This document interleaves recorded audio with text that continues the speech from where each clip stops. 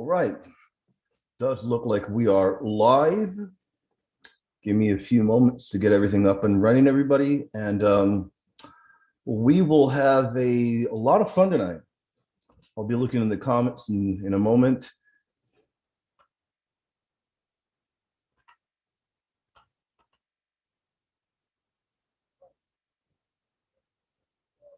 So we are ready. I want to make sure I got my sound on.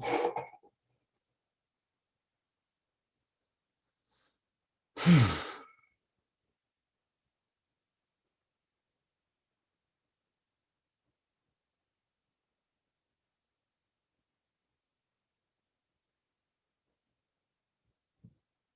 we go.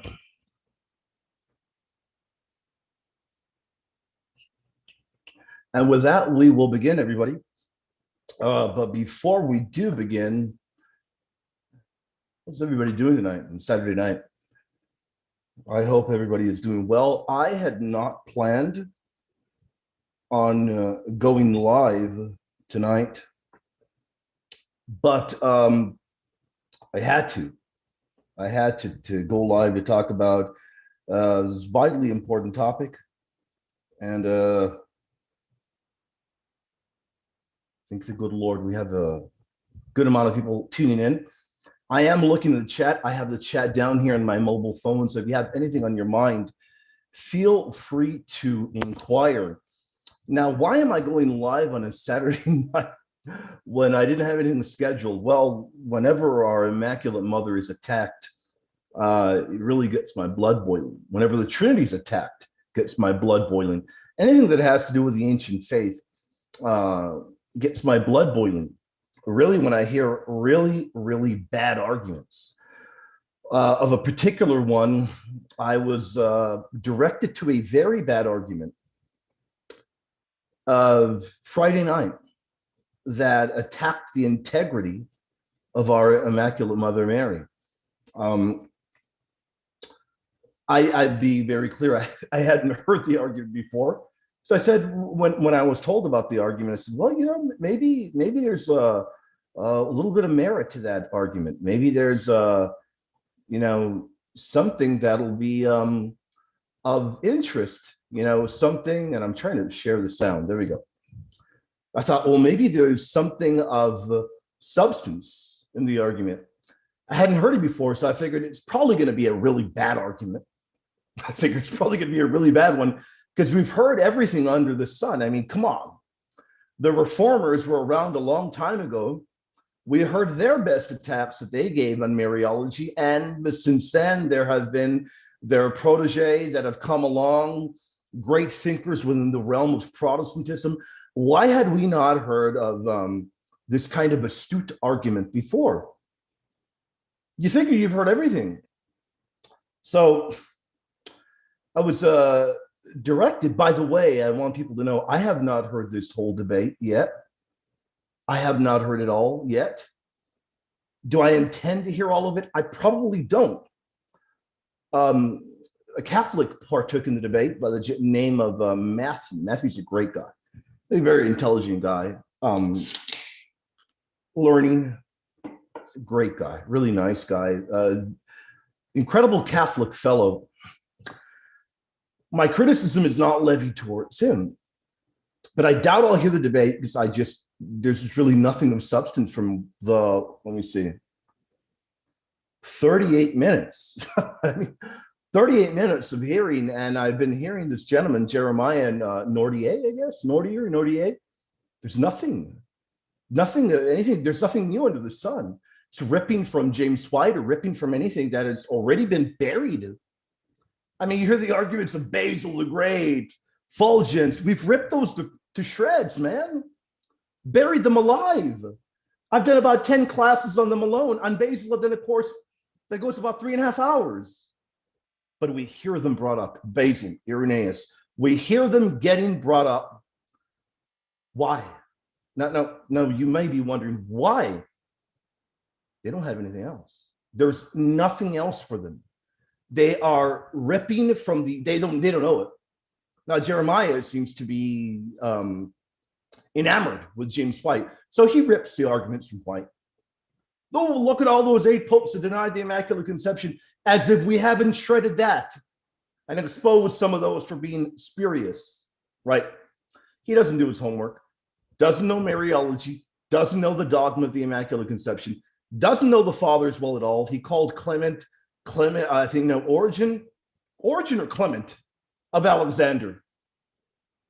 The guy doesn't know the fathers. The guy doesn't know the Bible. I'm not here to trash him. I'm here to deal with the arguments. But there's a big problem for Protestantism. If this is your best, you need to really work on getting better. If your best are going to regurgitate arguments we've buried, where's the future for you? Where is your future if the best you have regurgitate what we have annihilated? Where is your best? What the gentleman doesn't know, and those that come from the very mold that he is coming from, is that the arguments originate with a heretic by the name of Launoy that denied even key aspects of Christology, even attacking the bodily resurrection of Christ. This is where you get these astute arguments, which have been buried well before I even replied to them, debated on them, wrote on them. Well before that, we hear about, oh, well, Basil denied it. Irenaeus denied it.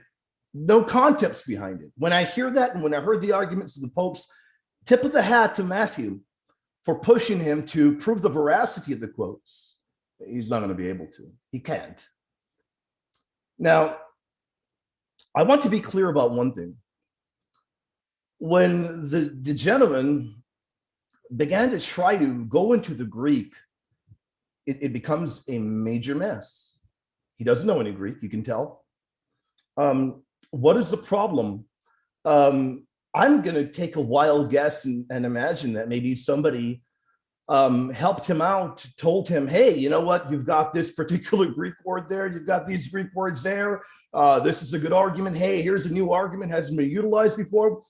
The problem being that we have a great crowd, almost 400, thank the good Lord.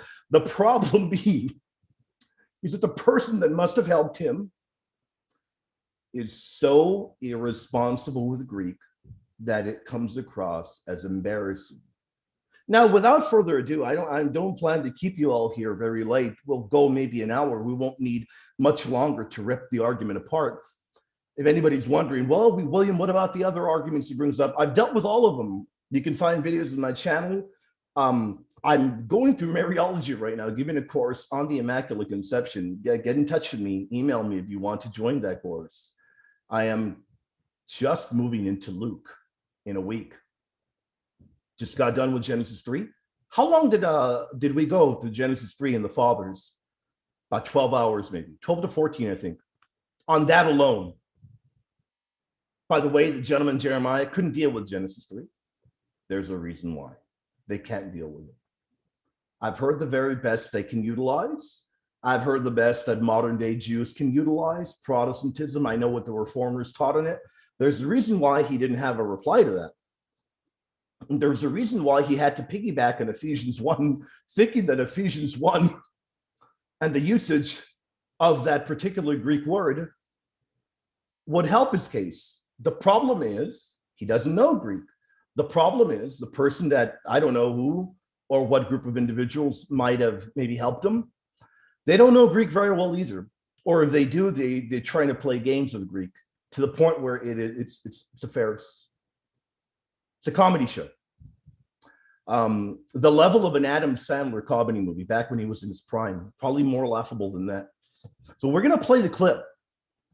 We're going to hear if there's any merit to the Magnificat. Wrap your mind around it. To the Magnificat, proving that Mary was a sinful person. It's going to get good.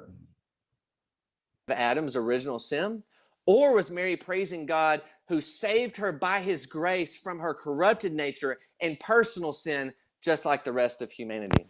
Now, like always, I think the surrounding context always informs this type of answer. Mary goes on to say in her Magnificat that God looked on her humble estate.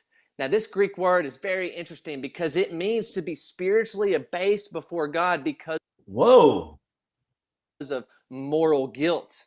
Oh, wow. Wow. The guy has rewritten the Greek dictionary, the biblical Greek dictionary. He's rewritten it. He's done incredible work to where Bauer, Donker, Gingrich, any of the standard lexicons, analytical ones, they're done for. Jeremiah Nordier has found the true meaning of the Greek word here. Mary's humble estate doesn't mean that Mary was humble. It doesn't mean she was of lowly standing. It means, let us rewind. Let us hear what it truly does mean. And personal sin, just like the rest of humanity. Now, like always, I think the surrounding context always informs this type of answer. Mary goes on to say in her Magnificat that God looked on her humble estate. Now, this Greek word is very interesting because it means to be spiritually abased before God because of moral guilt. Where on earth, where, pray tell, did Jeremiah get that meaning of that particular Greek word? Now, I know where he got it from. I know what he did. I'm going to tell you what he did, because the person that helped Jeremiah, because I don't believe for 1 minute Jeremiah can read even elementary Greek. And the person that helped him, I don't believe knows anything outside of even intermediate Greek. Maybe took a few classes online 20, 30 years ago, maybe. And if they do know anything out of the realm of intermediate Greek, then they are being either very irresponsible or I don't know what to tell you. But what the person went ahead and did, because I looked up every usage of the Greek word for humble estate, lowly estate. Everyone I looked at, I read them all in the Greek last night, went through the context. And what the person did, he popped up a Bible software, or he went to Google, put the Greek word there, either in the Bible software. You know, this is a problem. When you don't know Greek or your grasp of it is pitiful, you're going to open up a Bible software and think, oh, I'm the man. I'm about to knock a home run out of the park, baby. Problem is, it doesn't work that way. When you don't know a language, you don't know a language. So you either went to Google or opened up a Bible software and, tap that Greek word. I'm going to find something. Looked up every usage of that Greek word, found one passage in the book of Psalms where after the person talks about their lowly state or affliction, and then a verse later, the Greek word for sin is placed there. Boom, there you go. That Greek word must then be in relevance of sin, but that is not how Greek works. That isn't how it works. Number one, why talk about context when you abuse the context? Where on earth is the context of her talking about having moral guilt or being in a sinful state if she's exalting the Lord? What are you talking about? The act of playing games like that is a dishonest one. Why? I don't really know Jeremiah at all. I very well could be one of the greatest, nicest guys on the internet. But you need to really double, triple, quadruple check your arguments before using really bad ones, because then there are people out there that are going to take notice and take you to task. And I'm going to tell you right now, I hope that argument begins to get utilized. I'm praying right now. Why? If what you hear Jeremiah is borrowing from other people, if that is the best they have, I feel real bad for them because they don't have anything. There's not even one early church father, one early church writer, which, by the way, Jeremiah has no idea how to utilize the patrologia, no clue. Because if he did, he would have double checked his references. He doesn't know how to use it. The person that would have helped him or people don't know how to utilize it. Or they would have told him, hey, Jeremiah, be careful. Don't utilize such a bad argument. They don't know how to do on the ground the kind of research where you get your hands dirty, the nitty-gritty kind of research. They don't know how to do it. So they rely on really bad arguments that on surface level, you hear them, you're like, whoa, the guy really did his homework. Because the guy, number one, you hear the argument, you're going to say one of two things. One, the guy is either really good and has really discovered a great argument, or two, the guy is just really out there in wacko left field and doesn't know what he's talking about. You tell me, what is the likeliest? When you haven't heard this utilized before, and Protestant reformers from ages past have done their best to tear down the ancient faith, you would have heard it by now. His hero was James White. He wouldn't be ripping the arguments from James White. Oh, the 8 popes. The church fathers denied it. He didn't do any real homework. He piggybacked off of James White. Why doesn't James White use that horrific argument? Think about it, Jeremiah. If your hero didn't use that argument, who knows Greek better than you probably know, and whoever helped you? Because I don't think James White would ever come up with that horrific of an argument. You should have been careful and said, well, if my true hero, if my catechism, the catechism of White, if the catechism of White doesn't have that argument, why am I going to utilize it? Jeremiah, wake up, my friend. James White doesn't have anything good that hasn't been buried already. He doesn't, my friend. So if you don't find it in the catechism of White, it'd be a good indication you're in trouble if you're going to utilize it. In fact, in Psalm 25, King David prays to God in the same manner. He says, to you, O Lord, I lift up my soul. Trust. Mary, here we go. We're finally going to hear exactly where that Greek word is indicative of one being in a sinful state. Goes on to say in her Magnificat that God looked on her humble estate. Now, this Greek word is very interesting because it means to be spiritually abased before God because of moral guilt. In fact, in Psalm 25, King David prays to God in the same manner. He says, to you, O Lord, I lift up my soul. O my God, in you I trust. Remember not the sins of my youth or my transgressions. Consider my affliction or humble estate. It's the same Greek word. And my trouble. And forgive me of all of my sins. Point is, Mary is utilizing terminology that saints like King David and Hannah, who were sinners before God Almighty, confessing their sin and praising him. Whoa! Mary is utilizing terminology that sinful people used. Huh.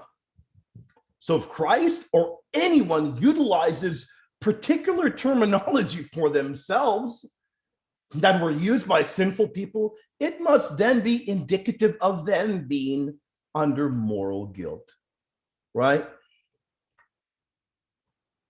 Wow. I have got to really tell you, I am blown away by the level of argumentation utilized here. Luke 1:41. For he hath regarded the low estate. You know, we can utilize low estate. He prefers that. Of his handmaiden. For behold, from henceforth all generations shall call me blessed. Or we can look at the humble state of his bondslave. Which one of these would indicate to you that Mary is a sinful person, has moral guilt when you look at the translations? Maybe Jeremiah is coming out with his own translation of the Bible. Or maybe the guy that helped him are working on their own Greek rendition of Luke 1. You never know, really. So we've got the Greek word here. tapinosin, right here. And for people that are Greek snobs or people that are scholars like my dear friend Father Kappas will probably say, William, you got to pronounce it this way. Look, I'm going to pronounce it like the savage that I am. So tapinosin. By the way, talking about my dear friend, Greek scholar extraordinaire, Father Kappas, I called him last night before doing this show. We talked about this argument. I brought it up for him. I didn't even have to bring up the Greek word. He knew it off the top of his head. He probably has all of Luke 1 memorized. And I regretted it right away because Father told me the next time he sees me, he's going to probably get me in a headlock and clobber me. Why? He was eating food. And when I told him the argument, he almost choked in his food from laughter. He began to laugh so hard that I imagine he might have fallen back on his chair because of the poor level of argumentation utilized. Lord, allow me to be as charitable as possible, Lord. So we've got that particular Greek word there, which does not mean what Jeremiah wants it to mean. But we're going to look at the Septuagint Psalm in a bit. We're going to break down the Greek there. We'll break down the Greek for Jeremiah. We're going to look and see if there's anything there. So clearly, we're going to go with what Luke 1 says about humble state here. But we're going to briefly look at Dr. Raymond Brown. Now, people may be wondering, well, William, you and Father Coppins really taken to the chin of Dr. Brown in your book. We do. Dr. Brown has some good stuff. We admit that his particular area in the Magnificat is good. We even admit it in our book. But we don't think Dr. Brown truly recognizes the importance of kekaritomene there, which, by the way, Jeremiah has no clue what's going on there. Zero clue. I hear him trying to cross-examine Matthew. Well, Ephesians 1. Stop it, Jeremiah. You don't know what you're talking about. You got no clue what you're talking about. And if you would be cross-examined by somebody that knows what is being said there, you wouldn't survive. You'd be roasted. But Luke 141, the humble state, I agree with the translation of the King James and the New American Standard. And indeed, Jeremiah should agree with the New American Standard because his hero, you can probably find it in the Catechism of White, that James White loves the New American Standard. So I don't think Jeremiah is going to disagree with the New American Standard. So why don't we go with what is literally said there, the humble state? Oh, but people that were sinful use that Greek word. So that means that any word that Mary utilizes, whether it be has, blessed, generations, behold, any of them, well, David used it. He's sinful. Sarah used it. She's fallen. Mary must be fallen, right? Mary must be fallen. Tapinosin. Let's look at Dr. Brown, because by the way, Dr. Brown, Jeremiah, Google the Greek word. You would have realized that Dr. Brown has done an in-depth exegesis on it. And even though we don't agree with everything Dr. Brown says, Dr. Brown remains within the realm of orthodoxy when he does his study on this particular word, because he's not then applying a theological conclusion to it. Rather, he's doing an in-depth study on the usage of it and the translation. But Luke has, and this is Dr. Brown right here, but Luke has reapplied all these sentiments to Mary. And the focus of her praise is the fulfillment of the Davidic covenant through the conception of the Messiah. As he composed verse 48 in Luke, Luke reused vocabulary he had already employed of Mary in 38, which we covered in our book, and 45. Vocabulary that fitted well into the picture of women canticle singers, patterned upon Hannah and Judith. We cover that as well. By the way, talking about Judith, very important, we will be doing a show on Mariology with my dear friend, Dr. Scott Hahn, Gary, and myself over at the Apocrypha Apocalypse. If you haven't subbed yet, go over there and do it now. I need a few good moderators. So sub over there, email me, tell me, hey, I want to be a moderator over there. The channel is blowing up. As it blows up, I do need a few moderators. That's going to be a great show. Anyway, and the picture of patriarchal mothers responding to salvific conceptions. The stereotyped character of the description of Mary in verse 48 explains the use of low estate, a term more obviously appropriate to the Old Testament barren woman than to the New Testament young woman. Sure. Dr. Brown, what are you doing? Why do you go examining all the usages? Why don't you tell the audience it's about somebody with moral guilt? Come on, Dr. Brown, the liberal Dr. Brown. But we should not follow the examples of scholars who destroy the Old Testament echoes by translating the term as humility, or of those who use it as a decisive argument for attributing the canonical to Elizabeth rather than to Mary, of course. And none of the fathers would have taught that. Good job there, Dr. Brown. Tip of the hat. When you agree with the fathers in the ancient teaching, we'll give you a tip of the hat. For Luke, Mary's virginity was like the barrenness of the Old Testament women. Both constituted a human impossibility, which only the might of God could overcome. In using low estate and handmaid, i.e., female slave, of Mary, Luke is associating her with all the memories of the poor ones, evoked by those terms. Jeremiah, what are you talking about? Poor ones whom God had helped by his might. Whether they were women yearning for children or Israel reduced by oppression to the status of a handmaid. 1 Maccabees 2:11, 1 Samuel 9:16 as examples. You can find that in the birth of the Messiah. Go look at it. But the problem we encounter, and I want to look at the chat briefly before we continue. I promise you we will not go over 1 hour.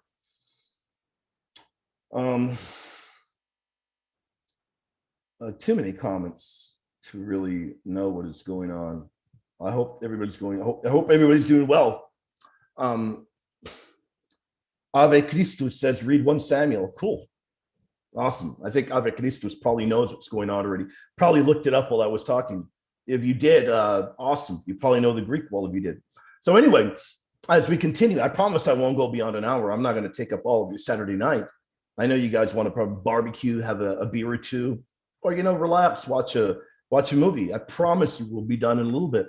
We're not done shredding it completely yet.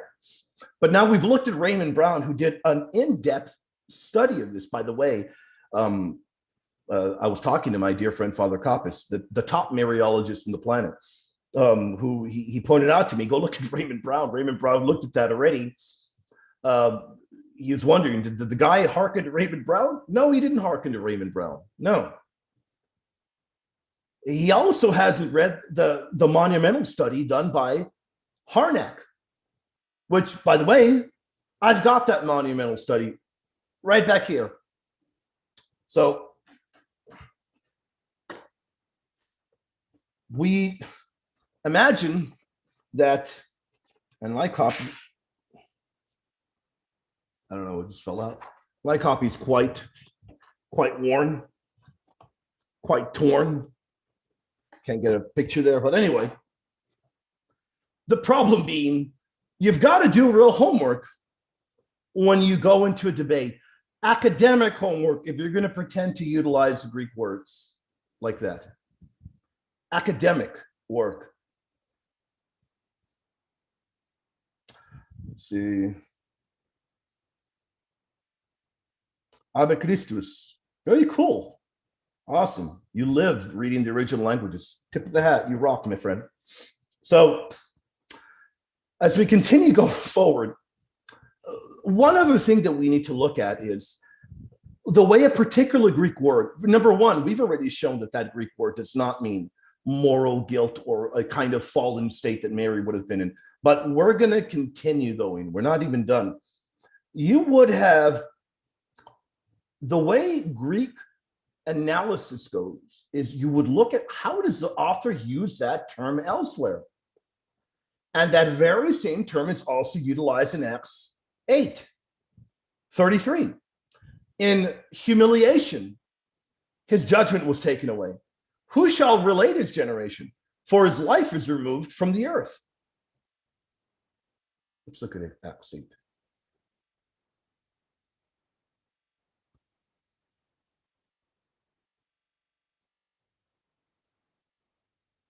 I hope everybody's having a wonderful evening. I know I am. Let us look at Acts 8. And before we look at Acts 8, let's rewind and let's hear Jeremiah again. I'm having fun hearing him. It's the same Greek word. And my trouble, and forgive me of all of Magnificat, that God looked on her humble estate. Now, this Greek word is very interesting because it means to be spiritually abased before God because of moral guilt. You heard that. Acts 8. The place in the scripture which he read was this. He was led as a sheep to the slaughter. Actually, let's read the whole context. So Philip ran to him and heard him reading the prophet Isaiah and said, do you understand what you're reading? And he said, how can I unless someone guides me? And he asked Philip to come up and sit with him. The place in the scripture which he read was, he was led as a sheep to the slaughter, and as a lamb before its shearer is silent, so he opened not his mouth.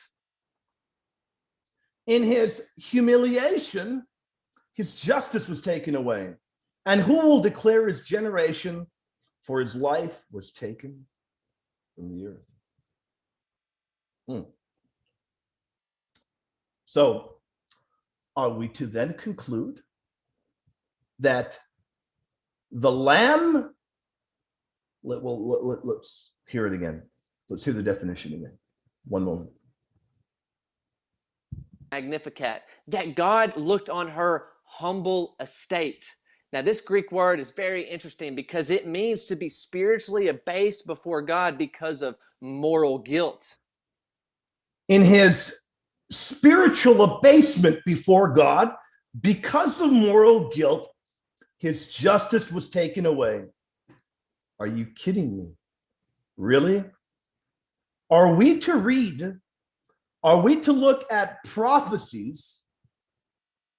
This prophecy, are we to look at that prophecy and then read it the way Jeremiah intends us to read it? That would be blasphemous. And apart from mere blasphemy, laughable. Are you kidding me? Really? That is the way we're to read that particular Greek word? Really? That is not how it's being used here. And Acts, I remind you, was also penned by Luke, the companion work of Luke.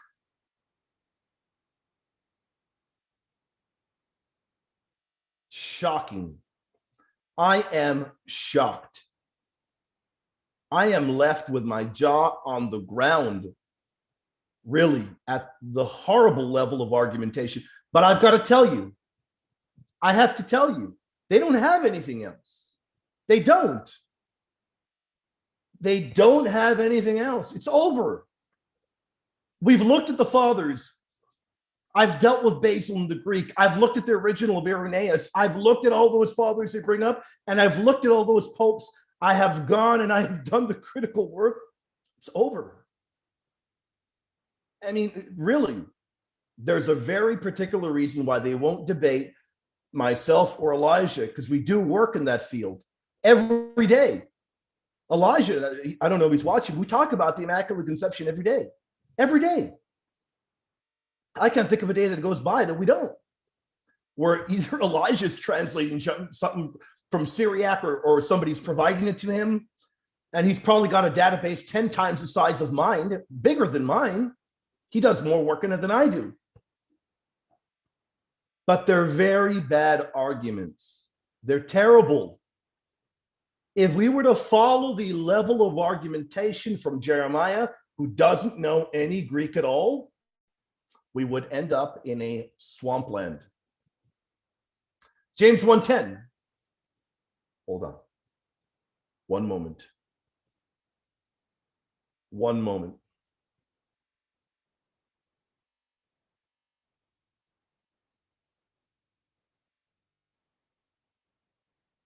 Surrounding context always informs this type of answer. Mary goes on to say in her Magnificat that God looked on her humble estate. Now, this Greek word is very interesting because it means to be spiritually abased before God because of moral guilt. And let the rich man glory in his spiritual abasement before God because of his moral guilt. Let him glory in his spiritual abasement before God because of his moral guilt. Wow. You are incredible, Jeremiah. You're the man. Because like flowering grass, you will pass away. Now, people think, well, William, you're being a real meanie. When they blaspheme the mother of God, our holy Theotokos, you do not show up to hold hands with them. You show up to refute them in a charitable manner, to pray for them, and the arguments they put forth to rip them apart and bury them alive. And if we follow the conclusions that they are putting forth, we end up in a swampland of argumentation, which is why I recommend Jeremiah and all the other followers of White stick to the Catechism of White. Don't leave that realm. You're going to lose anyway, but you're not going to lose that badly. Stick to the Catechism of White. You'll be okay. You'll be all right. Same Greek word.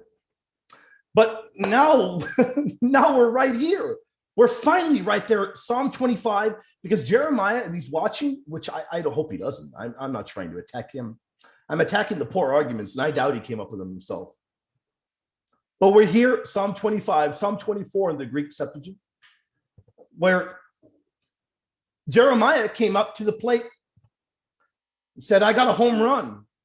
And he pointed. I'm going to hit a home run with this argument. And I got to give it to Jeremiah. He hit a home run. The problem is, it's very easy to hit a home run in T-ball when you're playing T-ball. Very easy to hit a home run.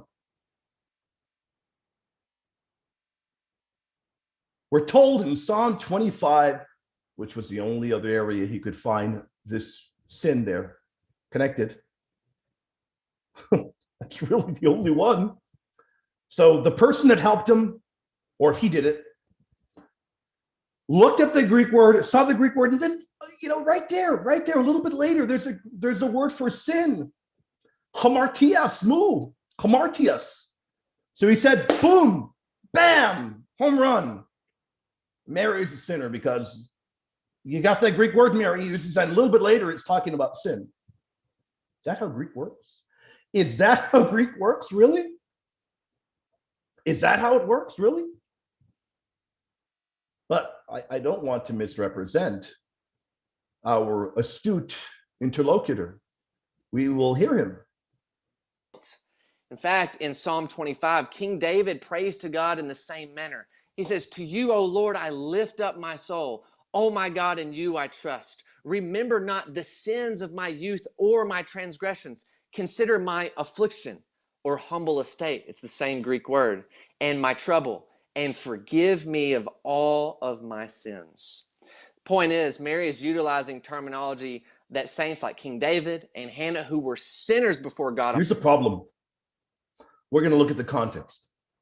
Does Psalm 25 and the usage of that Greek word we've been talking about, tapenosin, does it indicate that Mary is a sinner? Because we have forgive all my sins. Does it indicate that? No. Psalm 25. We're going to look at it. And we'll look at the Greek right now. Turn yourself to me and have mercy on me, for I am desolate and afflicted. I am alone. I am alone and I am afflicted. I'm lonely. The troubles of my heart have enlarged. Bring me out of my distresses. Look on my affliction and my pain, and forgive all my sins, and forgive all my sins. Pasas tas hamartias. and forgive all my sins. Where on earth is it implied that the loneliness, that affliction is the sin that the person has? Because it would have to be, that Greek word would have to be tied in with sin, not for us to read, look on my affliction, which, by the way, that Greek word is utilized in different ways. But that Greek word would have to be in the context of, okay, this affliction means sin, but it doesn't. The affliction is a desolateness. The loneliness is what it is. And to forgive all my sins. So look on this and forgive my sins. Consider my enemies, for they are many. Even if they say, well, the affliction, the pain, they're because of sin. Even if they utilize that argument, that they say, well, the affliction, the pain, they're because of sin, it doesn't matter. Affliction in and of itself does not mean a low moral state of sin in the eyes of God. It doesn't mean that. It means low estate, lowliness, humbleness, humility is what it means. It doesn't mean what Jeremiah prays to the gods that it means. But William, you're lying, William. Mary is clearly telling the world. Think about that. Think about imagining Mary hearkening to Psalm 24. Where on earth? On what planet? But we're not done. We're not done at all. Because if Jeremiah or someone, the person that helped him, who, by the way, has probably got pretty bad Greek, if that person had helped him, let's say, well, hey, Jeremiah, I can imagine Jeremiah's phone ringing. Jeremiah picking it up. Hello. The guy William's really going at me, man. I thought you told me that argument was airtight. And the guy telling Jeremiah, William's got nothing, man. I'm telling you, trust my word. Well, maybe I'm wrong, right? How about we look at the Freiburg Greek Analytical Lexicon? By the way, the lexicons, dictionaries, I looked at about 20 of them. I looked at all the standards. Luke 148, low status, humility, lowly condition, for that same Greek word. Let me see. Jeremiah, where is your interpretation there? Where is your masterful Greek reading here, Jeremiah? Freiburg is biased. They're liars. They're fibbing. They're liars, man. Gingrich, Greek New Testament lexicon. Same Greek word. Oh, by the way, notice how the definition is tied to Luke 148. I do await for your Greek dictionary that you're writing, Jeremiah. I'm waiting for that one. Here we go. Humility, humble station, humble estate. Tied to Luke 148? What are you talking about, Gingrich? How can you be one of the Greek standards to go to? What are you talking about, man? You didn't hear Jeremiah? Jeremiah told us Luke 1 is hearkening to Mary's. One moment.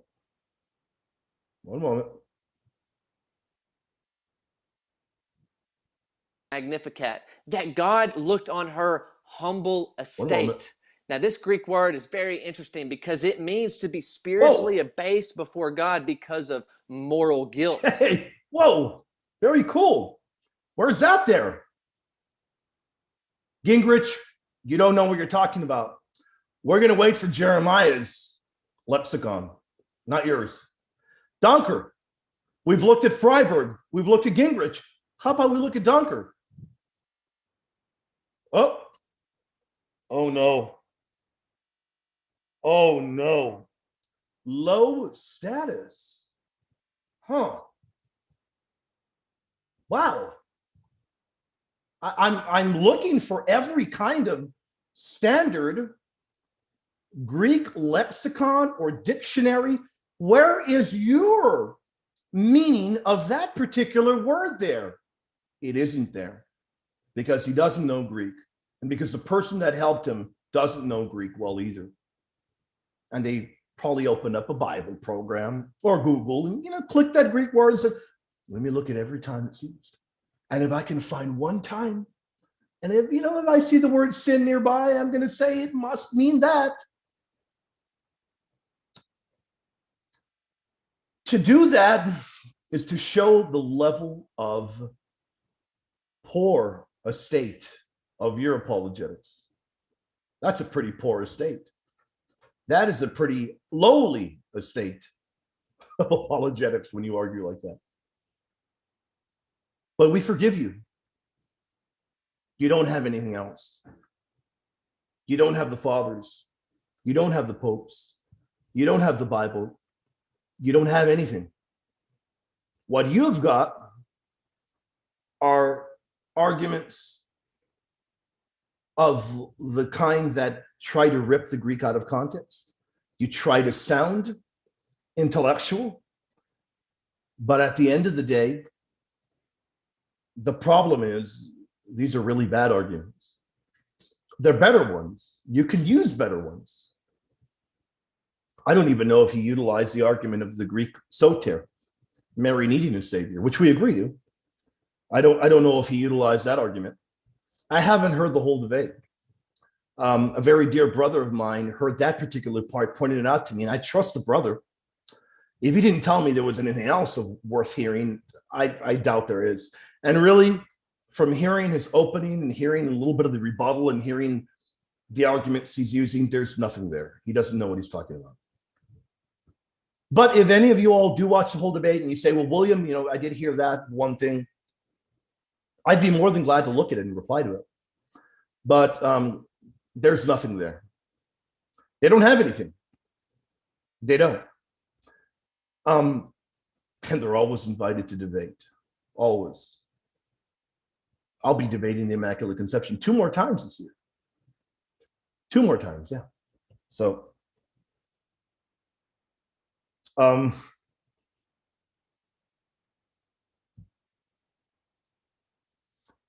don't know what to say. I promise to keep this under an hour. We're 47 minutes in, or 50 minutes in. We've had a great crowd, almost 400 at one point, 340 now. Really cool.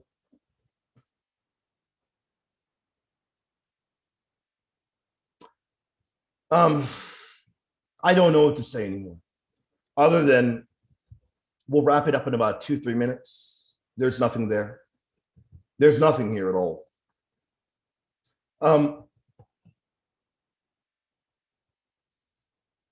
What do we do when bad arguments like this are used? There's another thing that I pointed out. There's not even one early church father, not even one, that when exegeting Luke 1 used that horrible argument. Fathers like Clement of Alexandria, not Alexander. Fathers like Jerome, church writers like Origen, church doctors like Ephraim, Ambrose, who were masters of the biblical languages, never utilized that poor argument. You would imagine people taught and trained by either the apostles or those that taught the apostles, those that the apostles taught. You'd imagine they would have heard of that argument. They would have known it. They could read the original languages. They were masters of it. Why don't we have a Chrysostomos using that, or Damascene, or Clement, or any of the Greek masters? Why don't we have them utilizing it? Because it is not an argument that can hold up. And this is why if you are evangelical and you're on the fence, or you could be evangelical and love our Mother Mary. Tip of the hat, I love you. I love all my Protestant friends. When you look and you realize the bankrupt state of apologetics, there's really no other way to go than to embrace an apostolic faith. It's really the only way to go. But before I wrap up tonight, I want to hear Jeremiah one more time and a toast. My Dr. Pepper Zero Sugar is pretty good, by the way. Pretty good. A toast to Jeremiah for an incredibly entertaining evening. I gotta give it to him. But before we go, we're going to hear Jeremiah one more time. And you know what? I loved it. I'm going to have to hit the thumbs up. There you go. Magnificat, that God looked on her humble estate. Now, this Greek word is very interesting because it means to be spiritually abased before God because of moral guilt. In fact, in Psalm 25, King David prays to God in the same manner. He says, "To you, O Lord, I lift up my soul. Oh my God, in you I trust. Remember not this." That'll do it for the evening, everybody. I've had an incredible time dialoguing with you all. I'm looking at the chat now. If anybody has any comments or anything on their mind.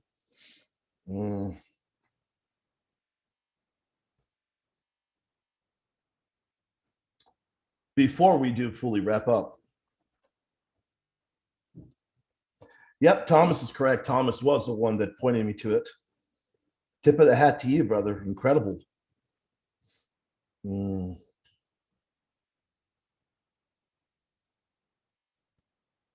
Everybody, you all have been incredible tonight. I am blessed with incredible moderators. You guys are amazing. You guys are the best. I am so spoiled that I have the best moderators that there are. I want more. I need more moderators for the Apocrypha Apocalypse. Remember, I'm doing a show very soon on Mariology with my dear friend, Dr. Scott Hahn. Be doing with Scott Hahn, with Gary Machuda. We're going to be talking about Mary, Mariology, and the Old Testament, and in the Deuterocanon, the Deuterocanonical books. We're going to look at what the early fathers had to say about those prophecies, that typology in the Deuterocanon. Spoiler alert, we have a few Syriac fathers and one Latin father. But I'm not going to ruin it yet. We're going to wait for the day for that show. Everybody, you all have a great night. Love it. All of y'all, pray for me. Pray for my family. And I pray for all of you all the time. Thank you very much. Amen. Thank you.